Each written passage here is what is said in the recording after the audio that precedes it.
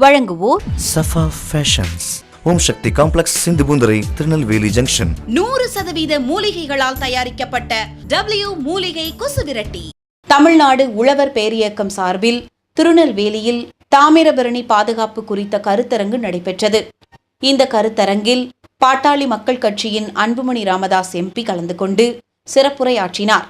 மேலும் இந்நிகழ்ச்சியில் பாட்டாளி மக்கள் கட்சியின் நிர்வாகி GK மணி உட்பட நிர்வாகிகள் பலரும் கலந்து கொண்டனர். கடந்த ஓராண்டு காலமாக இந்த பகுதிக்கு பல முறை நான் வந்திருக்கின்றேன். அப்போ அந்த காரணம் அரசியல் காரணம், அரசியல் பிரச்சனைகள், அரசியல் சார்பிலே மாநாடுகள், கூட்டங்கள், ஆர்ப்பாட்டங்களில் நான் கலந்திருக்கின்றேன். ஒவ்வொரு முறையும் இங்கே வருகின்ற நேரத்தில் தாமிரபரணி ஆற்றை பார்த்தால் இந்த ஆற்றில் மட்டும்தான் ஆண்டுதோறும் வற்றாத ஜீவநதியாக தண்ணீர் வந்து கொண்டிருக்கிறது.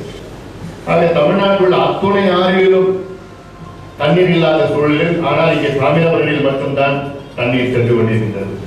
ஆனாலும் நான் அடிக்கடி திருச்செந்தூருக்கு செல்வேன், கோயிலுக்கு. அப்போ புண்ணக்காயம் அங்க பாத்தீங்கன்னா அவ்வளவு தண்ணி கடல்ல வீணா கலக்கும். ஆனா இந்த தாமிரபரணியில தாண்டி 10 கிலோமீட்டர் தள்ளி சென்றா அங்க வறட்சியா இருக்கும். இந்த பக்கம் 10 கிலோமீட்டர்ல வறட்சியா இருக்கும். நடுவில் வாழை மட்டும் கொஞ்சம் இருக்கும், அந்த ஆற்று படுகை பகுதியில இருக்கும். தாமிரபரணி நம்ம ஊர் ஆறு, நம்ம மாநிலத்தினுடைய ஆறு. இதுக்கு எந்த அனுமதி யாரும் பெற வேண்டாம். இங்கேயே தொடர்ந்து இங்கேயே முடியுது. இதை ஏன் நம்ம பாதுகாக்க முடியாது? இந்த தண்ணீரை ஏன் நம்ம பயன்படுத்த முடியாது? ஒவ்வொரு ஆண்டும் இந்த தாமிரபரணியில 13 TMC, 10 இருந்து 13 TMC தண்ணீர் வீணாக கடலில் கலந்து கொண்டிருக்கிறது.